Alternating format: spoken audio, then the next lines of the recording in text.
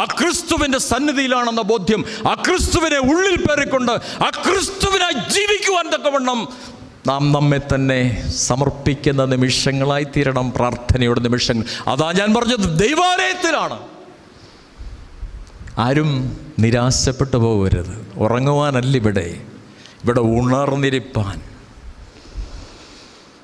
ഉണർന്നിരിപ്പാൻ തക്കവണ്ണം ഈ നിമിഷങ്ങളിൽ നമുക്ക് സാധിക്കണം. ആ സ്വർഗത്തിലെ ദൈവത്തിൻ്റെ വെളിച്ചം, അത്ഭുതമന്ത്രിയായവൻ്റെ അത്ഭുതങ്ങളെ പ്രാപിപ്പാൻ തക്കവണ്ണം ഞാൻ തന്നെ വഴിയും സത്യവും ജീവനുമെന്നരുളിയവൻ. നിൻ്റെ വഴി, നിൻ്റെ മക്കളുടെ ഭാവി, നിൻ്റെ ഭർത്താവിൻ്റെ ഭാവി, നിൻ്റെ കുടുംബത്തിൻ്റെ ഭാവി വഴിയറിയാതെ നിൽക്കുമ്പോൾ ഞാൻ തന്നെ വഴിയും സത്യവും ജീവനുമെന്നരുളിയവൻ.